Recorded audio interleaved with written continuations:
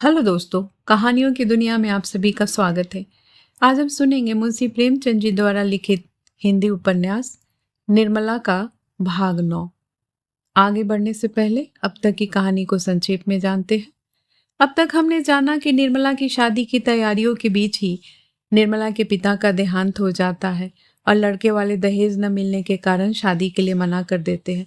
निर्मला की शादी एक अधेड़ उम्र के आदमी तोताराम के साथ कर दी जाती है, जिसके पहले पत्नी से 3 बेटे हैं। निर्मला का व्यवहार अपने तीनों बच्चों के प्रति बहुत ही अच्छा रहता है, लेकिन बड़े बेटे मनसाराम और निर्मला की उम्र आसपास होने के कारण तोताराम नहीं चाहते कि ये दोनों आपस में मिले या बातचीत करें। अपनी इसी शंका की वजह से वह मनसाराम को बोर्डिंग स्कूल में भेजना चाहते हैं। निर्मला वकील साहब के इस शंका को समझ जाती है। मनसाराम भी स्कूल के हॉस्टल में यह समझ जाता है कि पिता ने उसे क्यों हॉस्टल में भेज दिया है। मनसाराम की तबीयत पहले से ही खराब थी। पिता के इसक वाले व्यवहार से और ज्यादा खराब रहने लगती है। उसकी तबीयत बहुत ज्यादा खराब हो जाती है और उसे हॉस्पिटल में भर्ती करना पड़ता है। अंत में मनसाराम की मृत्यु हो जाती है, लेकिन मृत्यु के पहले तोताराम को यह विश्वास दिला देता है कि उसके मन में निर्मला के प्रति कोई दुर्भावना नहीं है। इस बात का अफसोस तोताराम को मनसाराम के मरने के बाद बहुत ज्यादा होने लगता है और वह बीमार रहने लगते हैं। आगे इस बीच निर्मला एक लड़की को जन्म देती है। इसके साथ ही साथ निर्मला की छोटी बहन कृष्णा का भी विवाह तय हो जाता है। निर्मला अपनी बहन के विवाह में मैके जाती है और वहीं रुक जाती है।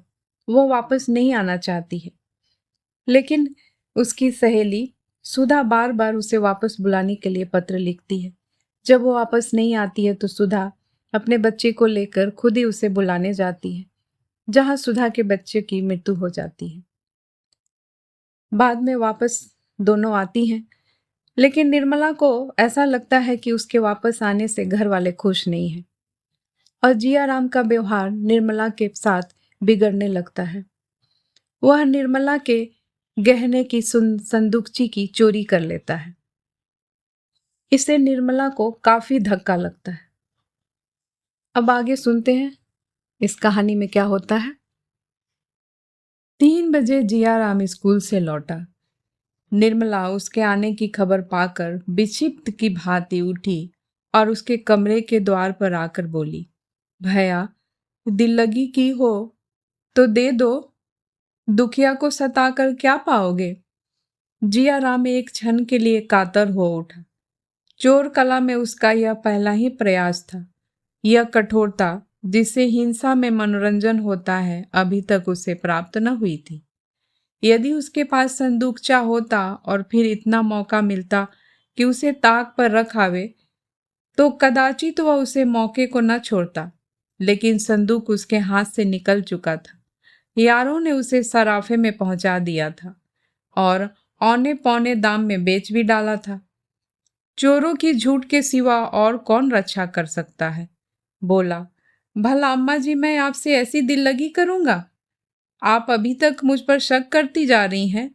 मैं कह चुका हूं कि मैं रात को घर पर न था, लेकिन आपको यकीन ही नहीं आता। बड़े दुख की बात है कि मुझे आप इतना नीच समझती हैं। निर्मला ने आंसू पोंछते हुए कहा, मैं तुम्हारे पर शक नहीं करती भैया, तुम्हें चोरी नहीं लगाती। मैंने समझा शायद दिल लगी की हो। जियाराम पर वह चोरी का संदेह कैसे कर सकती थी।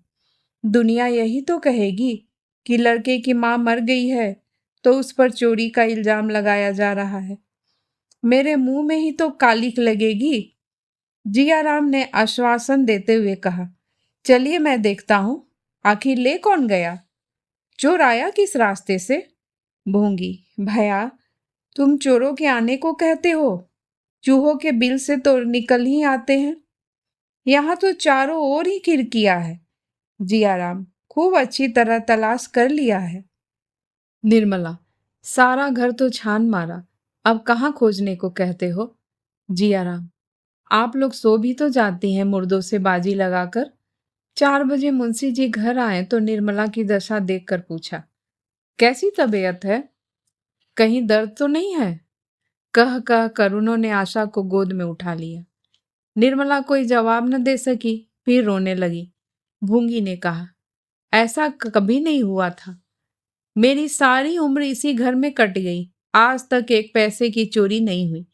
दुनिया यही कहेगी कि भूंगी का काम है। अब तो भगवान ही पता पानी रखे। मुंशी जी अचकन के बटन खोल रहे थे, फिर बटन बंद करते हुए बोले, क्या हुआ? कोई चीज चोरी हो गई? भूंगी, बहू जी के सारे गहने उठ गए। मुंशी जी, रखे कहाँ थे? निर्मला ने सिसकियां लेते हुए रात की सारी घटना बयान कर दी, पर जियाराम की सूरत के आदमी के अपने कमरे से निकलने की बात न कही। मुंशी जी ने ठंडी सांस भरकर कहा, ईश्वर भी बड़ा अन्यायी है, जो मरे उन्हीं को मारता है। मालूम होता है अदीन आ गए हैं, मगर चोर आया तो किधर से? कहीं सेंध नहीं पड़ी और किसी तरफ से आने का रास्ता नहीं। मैंने तो कोई ऐसा पाप नहीं किया जिसकी मुझे यह सजा मिल रही है। बार बार कहता रहा गहने का संदूकचा ताक पर मत रखो, मगर कौन सुनता है? निर्मला, मैं क्या जानती थी कि यह गजब टूट पड़ेगा? मुंशी जी, इतना तो जानती थी कि सब दिन बराबर नहीं जाते। आज बनवाने जाऊं तो 10,000 से कम न लगेंगे। आजकल अपनी जो दशा है वह तुमसे छिपी नहीं है। घर का खर्च मुश्किल से चलता है, गहने कहाँ से बनेंगे? जाता हूँ, पुलिस में इल्तला कर आता हूँ, पर मिलने की उम्मीद न समझो। निर्मला ने आपत्ति के भाव से कहा, जब जानते हैं कि पुलिस में इल्तला करने से कुछ न होगा तो क्यों जा रहे हैं? मुंशी जी, दिल नहीं मानता और क्या, इतना बड़ा नुकसान उठाकर चुपचाप तो नहीं बैठा जाता। निर्मला, मिलने वाले होते तो जाते ही क्यों? तकदीर में न थे तो कैसे रहते? मुंशी जी, तकदीर में होंगे तो मिल जाएंगे, नहीं तो गए तो है ही। मुंशी जी कमरे से निकले। निर्मला ने उनका हाथ पकड़कर कहा, मैं कहती हूँ मत जाओ, कहीं ऐसा न हो लेने के देने पड़ जाए। मुंशी जी ने हाथ छुड़ाकर कहा, तुम भी बच्चों की सी जिद कर रही हो। 10,000 का नुकसान ऐसा नहीं है जिसे मैं यूं ही उठा लूं। मैं रो नहीं रहा हूं, पर मेरे हृदय पर जो बीत रही है वो मैं ही जानता हूं। यह चोट मेरे कलेजे पर लगी है। मुंशी जी और कुछ न कह सके, गला फंस गया। वह तेजी से कमरे से निकल आए और थाने पर जा पहुंचे। थानेदार उनका बहुत लिहाज करता था। उसे एक बार रिश्वत के मुकदमे से बरी करा चुके थे। उनके साथ ही तफ्तीश करने आ पहुंचा। नाम था आला यार खां। शाम हो गई थी। थानेदार ने मकान के अगवाड़े पिछवाड़े घूम घूम कर देखा। अंदर जाकर निर्मला के कमरे को गौर से देखा। ऊपर की मुंडेर की जांच की, मोहल्ले के 2-4 आदमियों से चुपके चुपके कुछ बातें की और तब मुंशी जी से बोले, जनाब, खुदा की कसम यह किसी बाहर के आदमी का काम नहीं। खुदा की कसम, अगर कोई बाहर की आदमी निकले तो आज ही से थानेदारी करना छोड़ दूं। आपके घर में कोई मुलाजिम ऐसा तो नहीं है जिस पर आपको शुबा हो? मुंशी जी, घर में तो आजकल सिर्फ एक महरी है।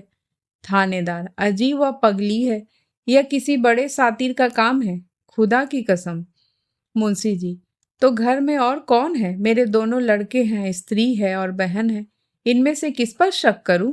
थानेदार, खुदा की कसम, घर ही के किसी आदमी का काम है, चाहे वह कोई हो। इंशाअल्लाह 2-4 दिन में मैं आपको इसकी खबर दूंगा।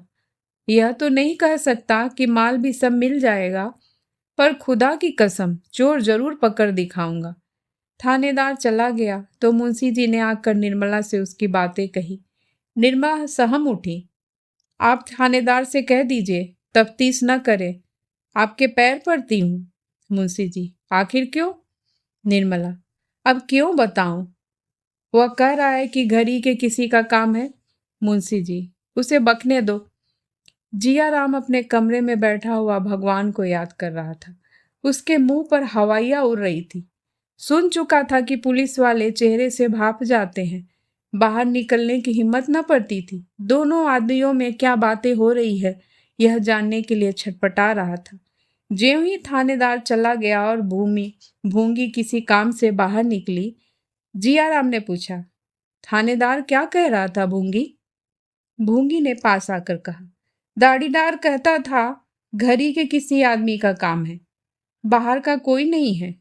जियाराम, बाबूजी ने कुछ नहीं कहा? भूंगी, कुछ तो नहीं कहा, खड़े हूं करते रहे। घर में एक भूंगी ही गैर है ना, और तो सब अपने ही हैं। जियाराम, मैं भी तो गैर हूं, तू ही क्यों? भूंगी, तुम गैर काहे हो भैया? जियाराम, बाबूजी ने थानेदार से कहा नहीं, घर में किसी पर उनका शुबा नहीं है। भूंगी, कुछ तो कहते नहीं सुना। बेचारे थानेदार ने भले ही कहा भूंगी तो पगली है, वह क्या चोरी करेगी, बाबूजी तो मुझे फंसाए ही देते थे। जियाराम, तब तो तुम भी निकल गई, अकेला मैं ही रह गया। तू ही बता, तूने मुझे उस दिन घर में देखा था? भूंगी, नहीं भैया, तुम तो थिएटर देखने गए थे। जियाराम, गवाही देगी ना? भूंगी, यह क्या कहते हो भैया, बहू जी तफ्तीश बंद कर देंगी। जियाराम, सच? भूंगी, हाँ भैया, बार बार कहती हैं कि तफ्तीश न कराओ। गहने गए जाने दो, पर बाबूजी मानते ही नहीं। 5-6 दिन तक जियाराम ने पेट भर भोजन नहीं किया। कभी 2-4 कौर खा लेता, कभी कह देता भूख नहीं है। उसके चेहरे का रंग उड़ा रहता था। रातें जागते कटती, प्रति क्षण थानेदार की शंका बनी रहती थी। यदि वह जानता कि मामला इतना तूल खींचेगा तो कभी ऐसा काम न करता। उसने तो समझा था किसी चोर पर शुबा होगा, मेरी तरफ किसी का ध्यान भी न जाएगा, पर अब भंडा फूटता हुआ मालूम होता था। अभागा थानेदार जिस ढंग से छानबीन कर रहा था, उससे जियाराम को बड़ी शंका हो रही थी। 7वें दिन संध्या समय घर लौटा तो बहुत चिंतित था। आज तक उसे बचने की कुछ न कुछ आशा थी। माल अभी तक कहीं बरामद न हुआ था, पर आज उसे माल के बरामद होने की खबर मिल गई थी। इसी दम थानेदार कांस्टेबल के लिए आता होगा। बचने को कोई उपाय नहीं। थानेदार को रिश्वत देने से संभव है कि मुकदमे को दबा दे।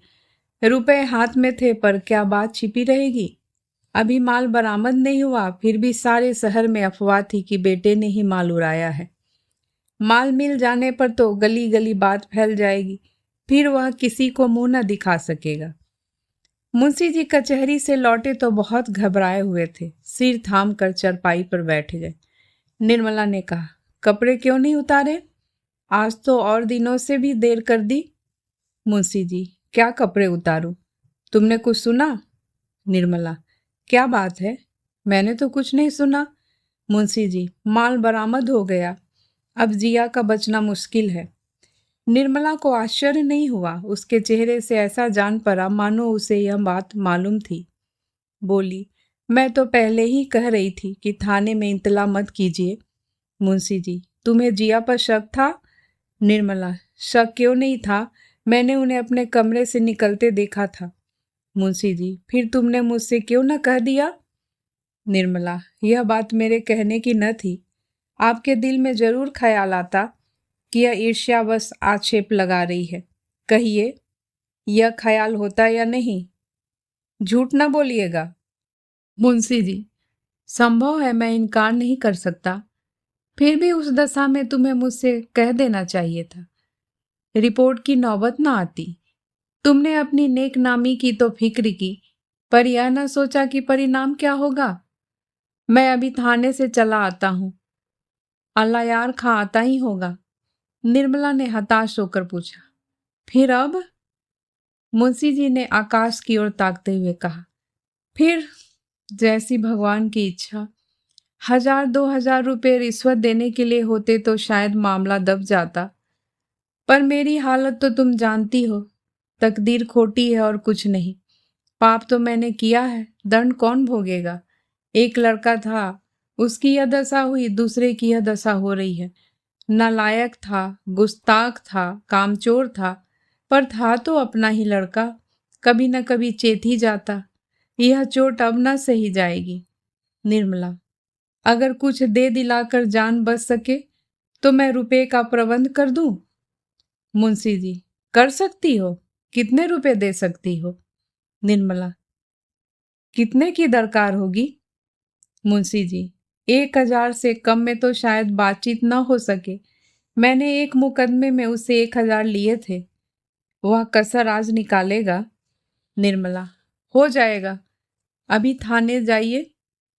मुंशी जी को थाने में बड़ी देर लगी। एकांत में बातचीत करने का बहुत देर से मौका मिला। अल्लायार खान पुराना घाघ था, बड़ी मुश्किल से अंटी पर चढ़ा।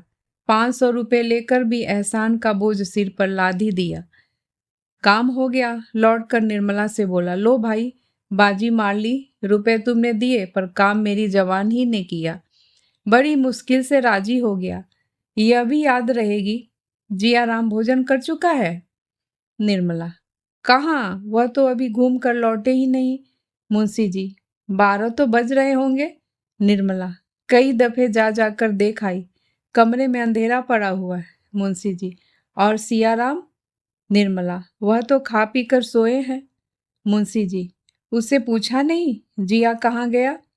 निर्मला, वह तो कहते हैं मुझसे कुछ कहकर नहीं गए। मुंशी जी को कुछ शंका हुई। सियाराम को जगाकर पूछा, तुमसे जियाराम ने कुछ कहा नहीं?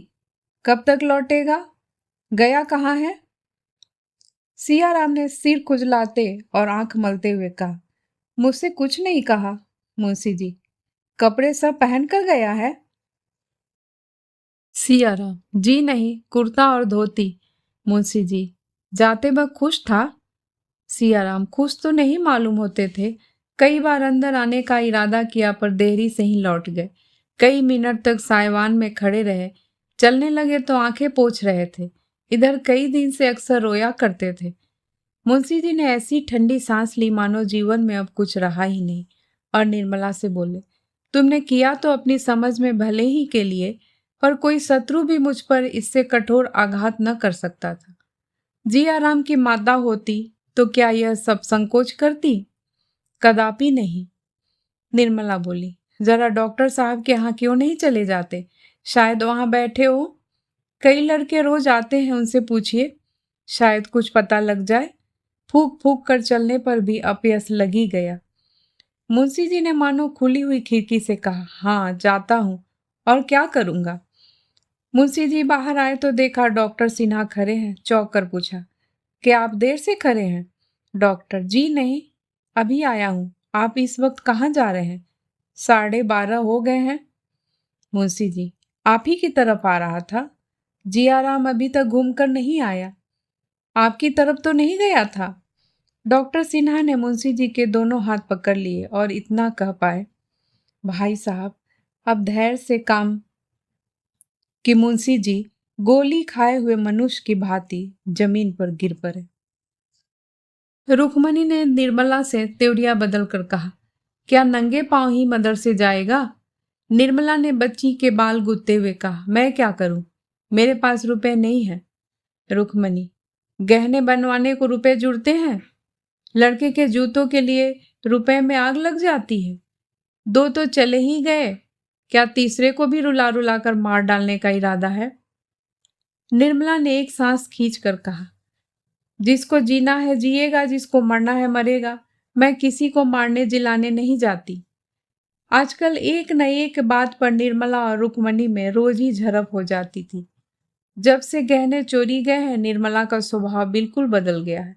वह एक एक कौड़ी दांत से पकड़ने लगी है। सियाराम रोते रोते चाहे जान दे दे, मगर उसे मिठाई के लिए पैसे नहीं मिलते।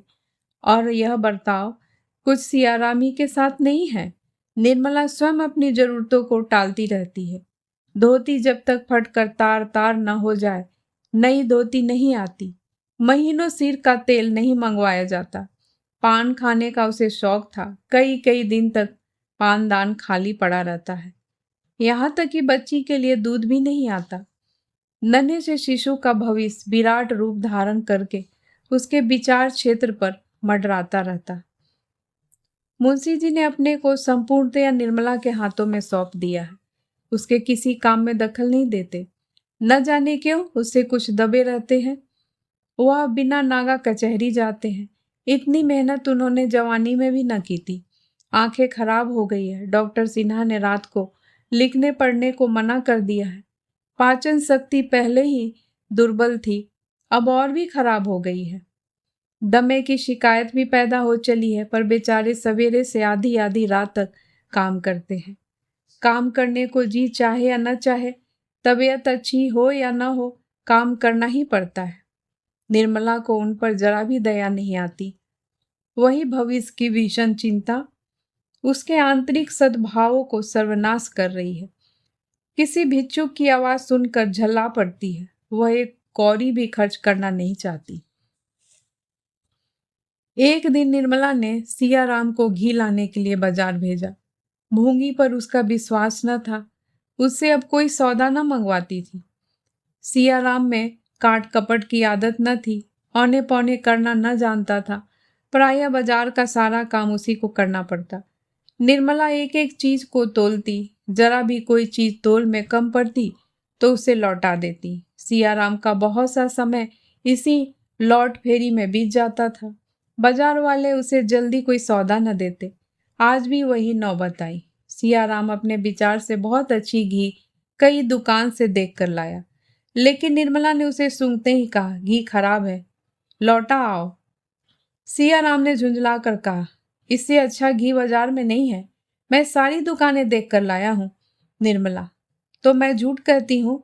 सियाराम, यह मैं नहीं कहता, लेकिन बनिया अब घी वापस न लेगा। उसने मुझसे कहा था कि जिस तरह देखना चाहो यहीं देखो। माल तुम्हारे सामने है।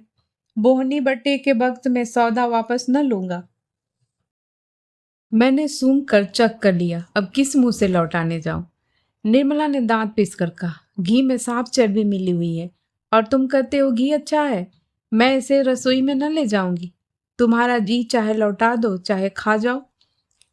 घी की हांडी वहीं छोड़कर निर्मला घर में चली गई।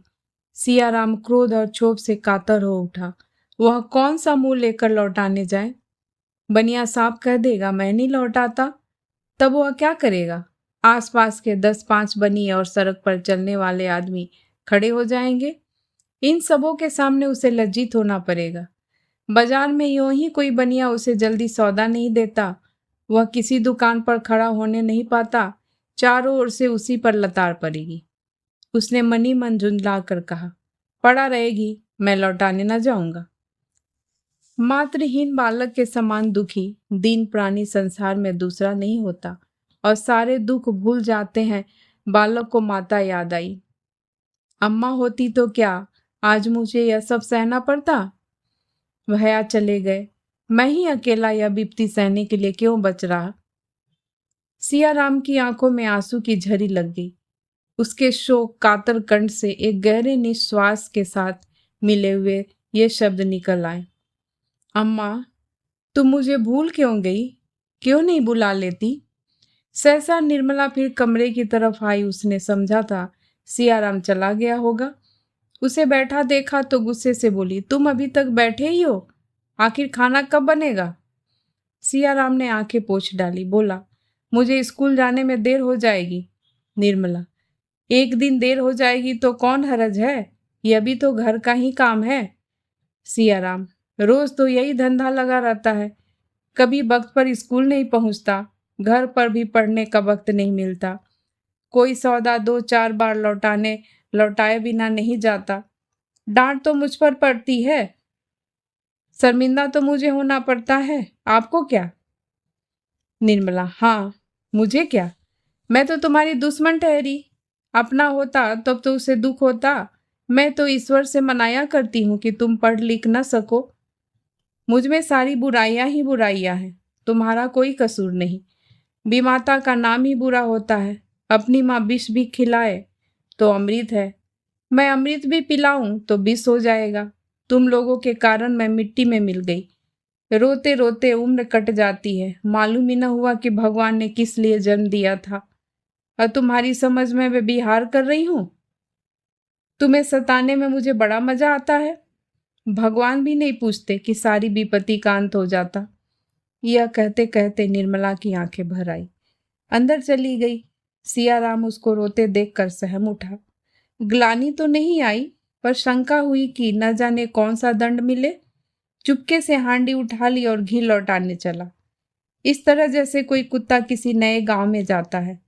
उसे देखकर साधारण बुद्धि का मनुष्य भी अनुमान कर सकता था कि वह अनाथ है।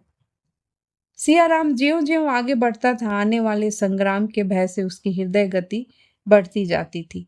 उसने निश्चय किया, बनिए ने घी न लौटाया तो वह घी वहीं छोड़कर चला आएगा। झक मारकर बनिया आप ही बुलाएगा। बनिए को डांटने के लिए भी उसने शब्द सोच लिए।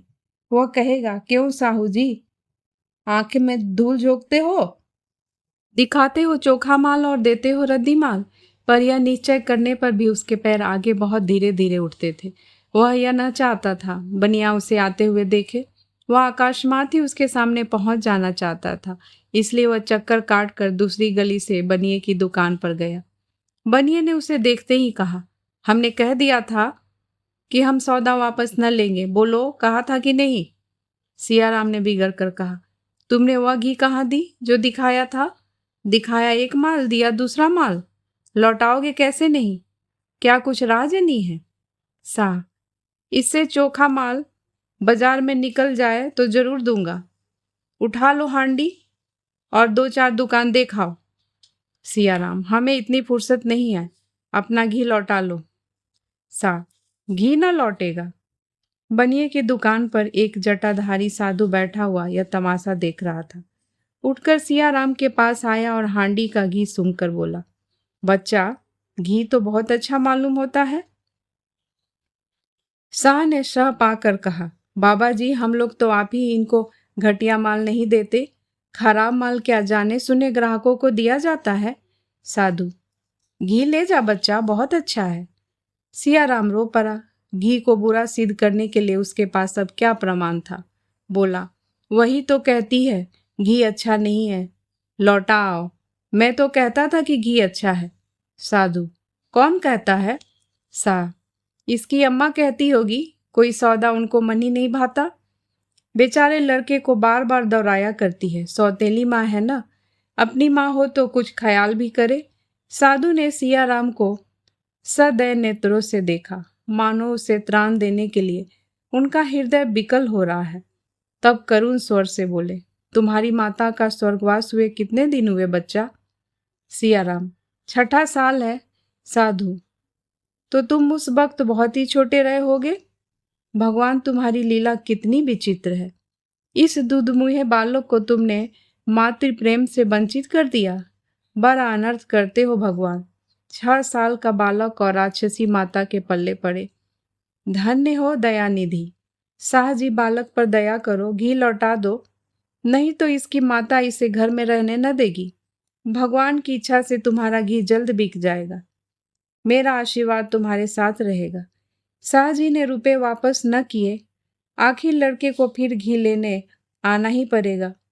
न जाने दिन में कितनी बार चक्कर लगाना पड़े और किस जालिम से पाला पड़े। उसकी दुकान में जो घी सबसे अच्छा था वह सियाराम के दिल से सोच रहा था, बाबा जी कितने दयालु हैं। उन्होंने सिफारिश न की होती तो शाह जी क्यों अच्छा घी देते। सियाराम घी लेकर चला तो बाबा जी भी उसके साथ ही हो लिए। रास्ते में मीठी मीठी बातें करने लगे। बच्चा, मेरी माता भी मुझे 3 साल का छोड़कर परलोक सिधार गई थी। तभी से मातृविहीन बालकों को देखता हूँ तो मेरा हृदय फटने लगता है। सियाराम ने पूछा, आपके पिताजी ने भी दूसरा विवाह कर लिया था? साधु, हाँ बच्चा, नहीं तो आज साधु क्यों होता। पहले तो पिताजी विवाह न करते थे, मुझे बहुत प्यार करते थे, फिर न जाने क्यों मन बदल गया, विवाह कर लिया। साधु हूँ, कटु वचन मुंह से नहीं निकालना चाहिए, पर मेरी भी माता जितनी ही सुंदर थी उतनी ही कठोर थी। मुझे दिन दिन भर खाने को न देती, रोता तो मारती। पिताजी की आंखें भी फिर गई, उन्हें मेरी सूरत से घृणा होने लगी।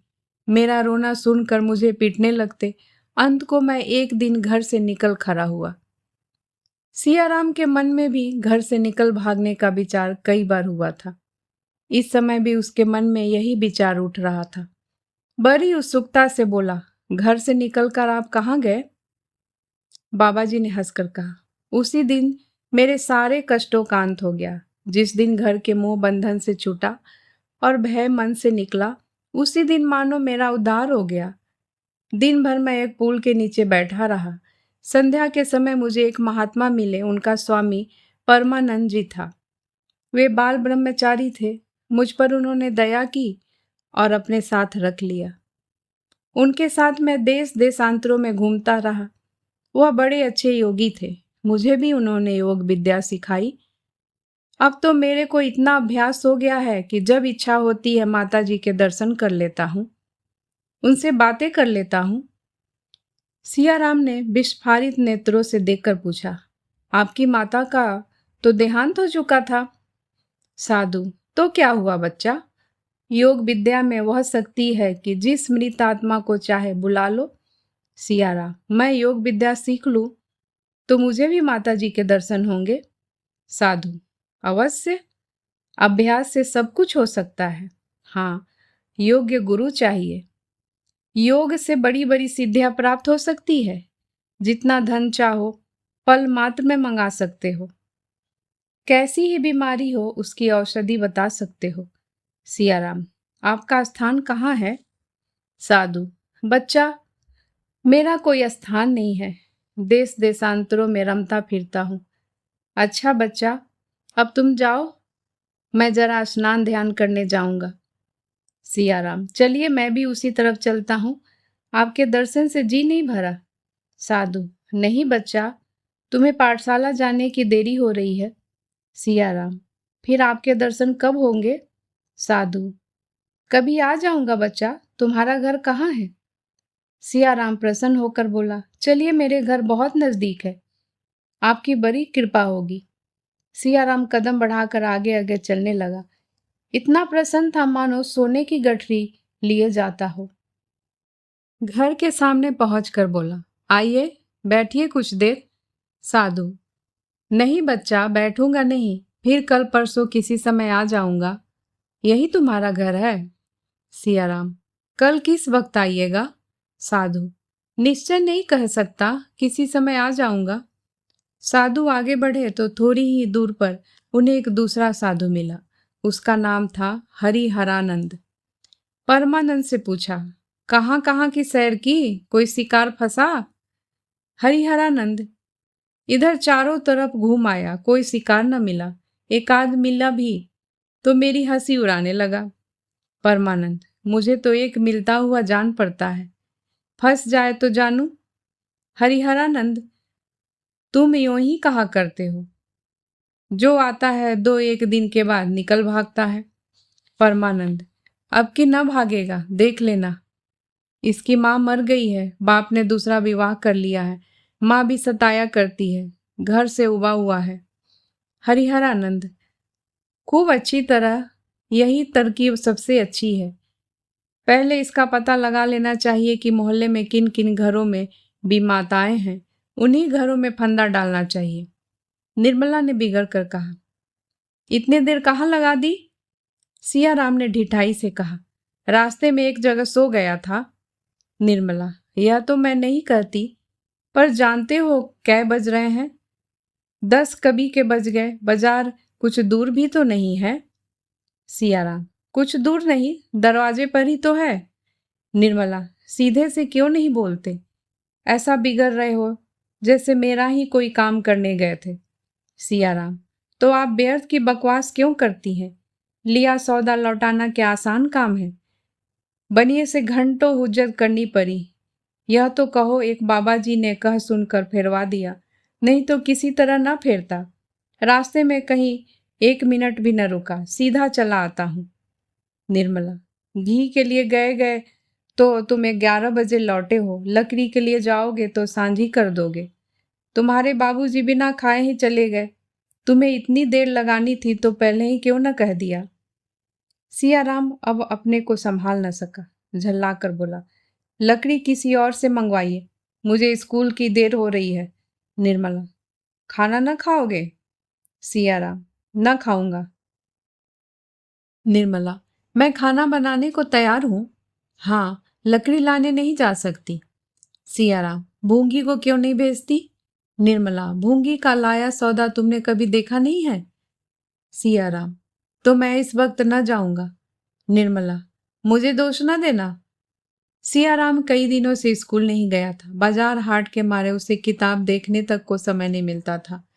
स्कूल जाकर झिड़कियां खाने, बेंच पर खड़े होने या ऊंची टोपी देने के सिवा और क्या मिलता। वह घर से किताबें लेकर चलता पर शहर के बाहर जाकर किसी वृक्ष की छां में बैठा रहता या पलटनों की कवायद देखता। 3 बजे घर में लौट आता। आज भी वह घर से चला लेकिन बैठने में उसका जी न लगा। उस पर आंतें अलग जल रही थी। हाँ, अब उसे रोटियों के भी लाले पड़ गए।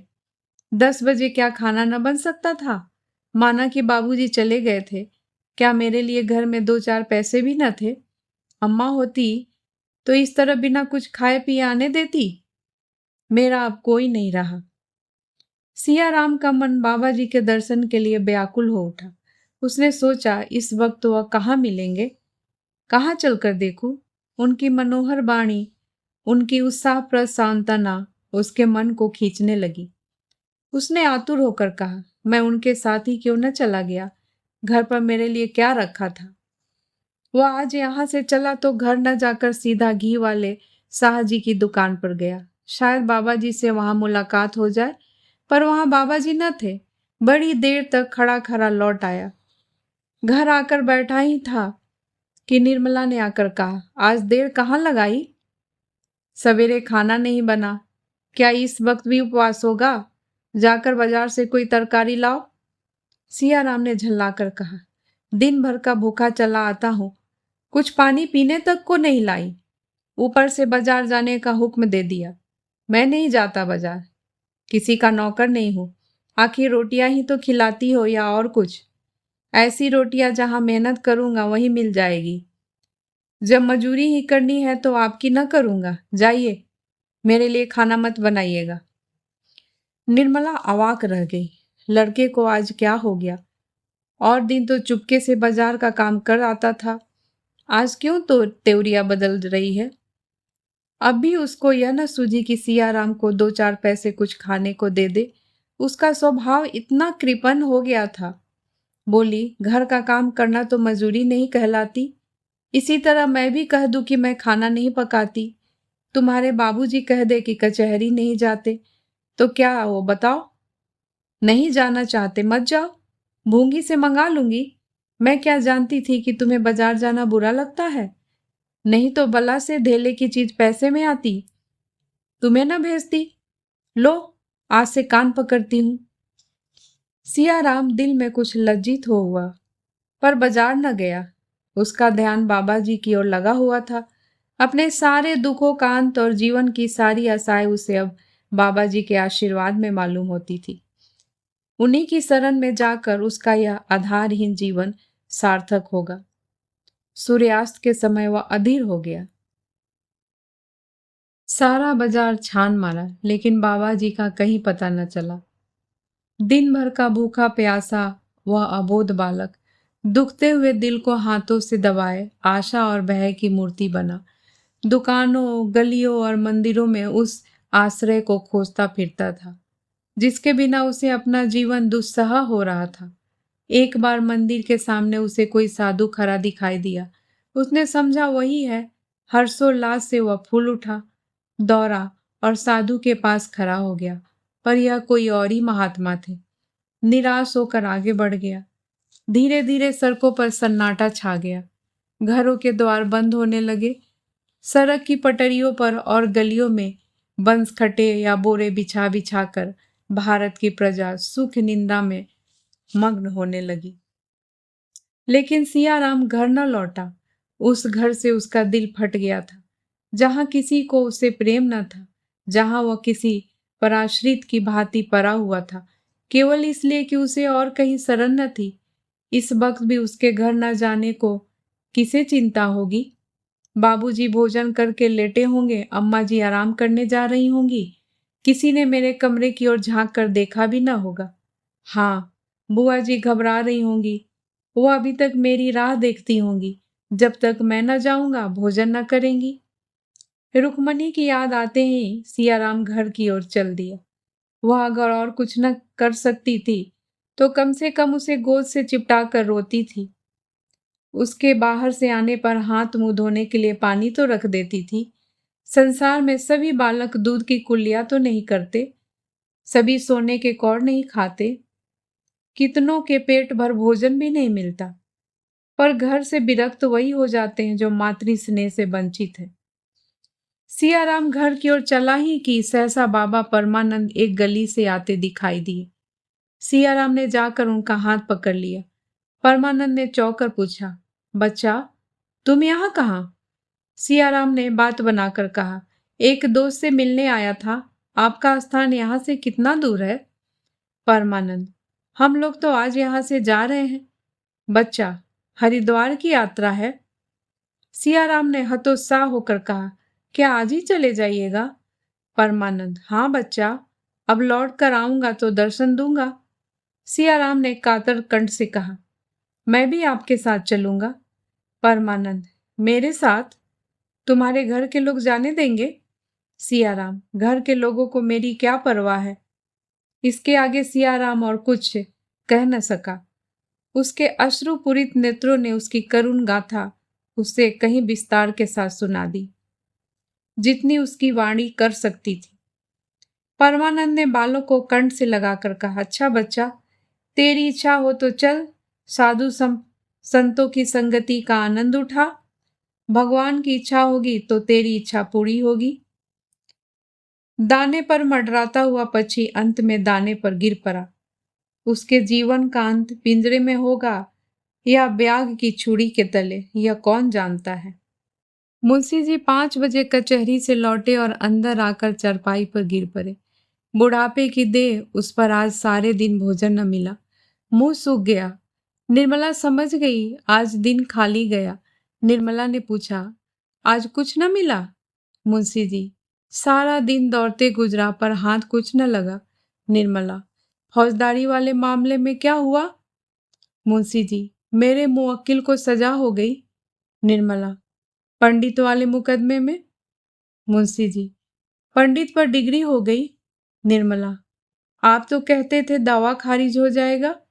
मुंशी जी, कहता तो था और अभी कहता हूं कि दावा खारिज हो जाना चाहिए था, मगर उतना सिर मगजन कौन करे। निर्मला, और सौर वाले दावे में? मुंशी जी, उसमें भी हार हो गई।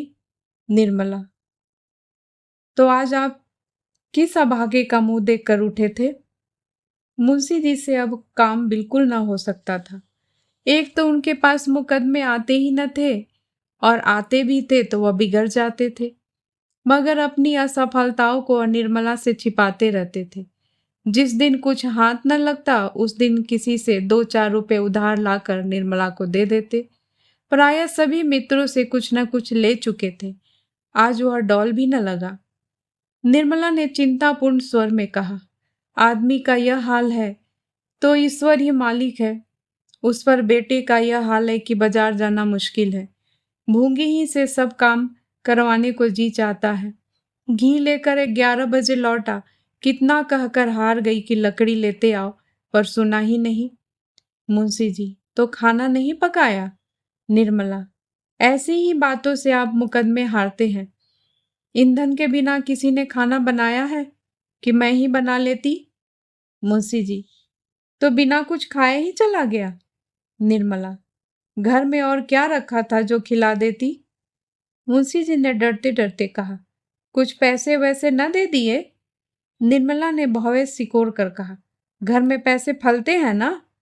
मुंशी जी ने कुछ जवाब न दिया। जरा देर तक तो प्रतीक्षा करते रहे कि शायद जलपान के लिए कुछ मिलेगा, लेकिन जब निर्मला ने पानी तक न मंगवाया तो बेचारे निराश होकर चले गए। सियाराम के कष्टों का अनुमान करके उनका चित्त चंचल हो उठा। एक बार भूंगी ही से लकड़ी मंगा लेती तो ऐसा क्या नुकसान हो जाता? ऐसी किफायत भी किस काम की, घर के आदमी भूखे रह जाए। अपना संदूकचा खोल कर टटोलने लगे कि शायद 2-4 आने पैसे मिल जाए। उसके अंदर के सारे कागज निकाल डाले, एक एक खाना देखा, नीचे हाथ डालकर देखा पर कुछ न मिला।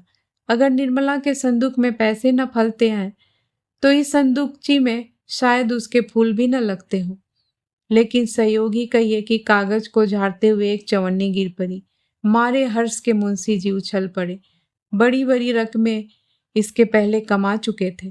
पर यह चवन्नी पाकर इस समय उन्हें जितना आनंद हुआ उतना पहले कभी न हुआ था। चवन्नी हाथ में लिए हुए सियाराम के कमरे के सामने आकर पुकारा। कोई जवाब न मिला। तब कमरे में जाकर देखा, सियाराम का कहीं पता न था। क्या अभी स्कूल से नहीं लौटा? मन में यह प्रश्न उठते ही मुंशी जी ने अंदर जाकर भूंगी से पूछा, मालूम हुआ स्कूल से लौट आए? मुंशी जी ने पूछा, कुछ पानी पिया है? भूंगी ने कुछ जवाब न दिया, नाक सिकोड़ कर मुंह फेरे हुए चली गई। मुंशी जी आहिस्ता आहिस्ता आकर अपने कमरे में बैठ गए। आज पहली बार उन्हें निर्मला पर क्रोध आया, लेकिन एक ही क्षण क्रोध का आघात अपने ऊपर होने लगा। इस अंधेरे कमरे में फर्श पर लेटे हुए वो अपने पुत्र की ओर से इतना उदासीन हो जाने पर धिक्कारने लगे। दिन भर के थके थे, थोड़ी ही देर में उन्हें नींद आ गई। भूंगी ने आकर पुकारा, बाबूजी, रसोई तैयार है। मुंशी जी चौंक कर उठ बैठे। कमरे में लैंप जल रहा था। पूछा, कै बज गए भूंगी? मुझे तो नींद आ गई थी। भूंगी ने कहा, कोतवाली के घंटे में तो 9 बज गए हैं और हम नहीं जानित। मुंशी जी, सिया बाबू आए? भूंगी, आए होंगे तो घर ही में होंगे ना।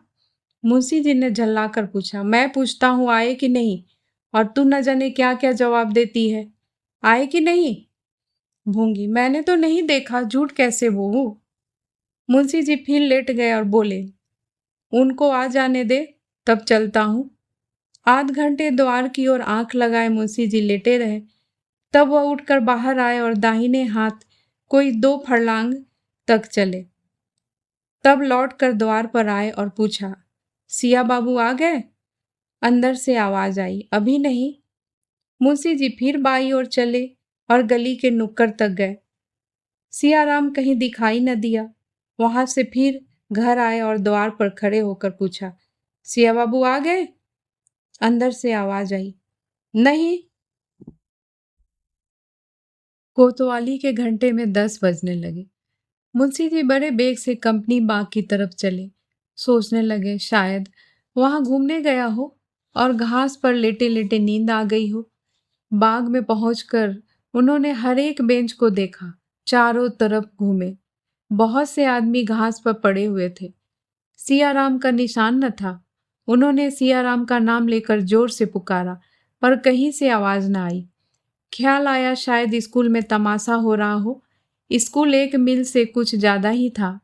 स्कूल की तरफ चले, पर आधे रास्ते से ही लौट पड़े। बाजार बंद हो गया था। स्कूल में इतनी रात तक तमाशा नहीं हो सकता। अब भी उन्हें आशा हो रही थी कि सियाराम लौट आया होगा। द्वार पर आकर उन्होंने पुकारा, सिया बाबू आए?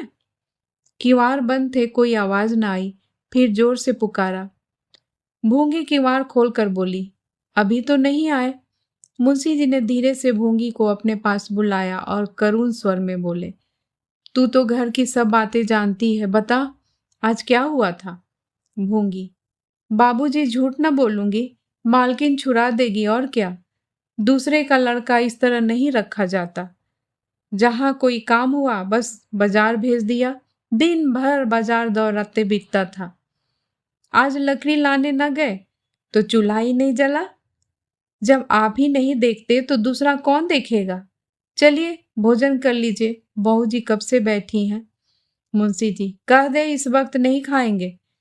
मुंशी जी फिर अपने कमरे में चले गए और एक लंबी सांस ली।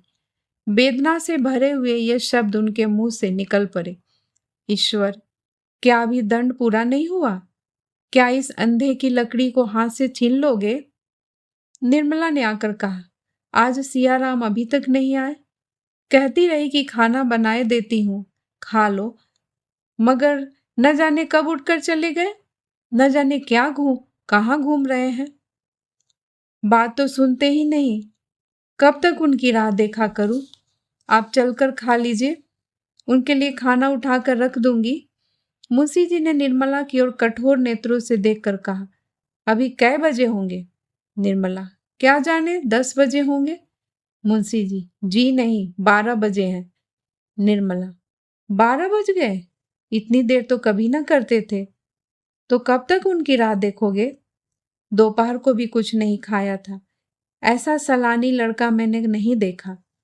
मुंशी जी, जी तुम्हें दिख करता है क्यों? निर्मला, देखिए ना, इतनी रात गई और घर की सुध नहीं। मुंशी जी, शायद यह आखिरी शरारत हो। निर्मला, कैसी बातें मुंह से निकालते हैं? जाएंगे कहाँ? किसी यार दोस्त के यहाँ पढ़ रहे होंगे।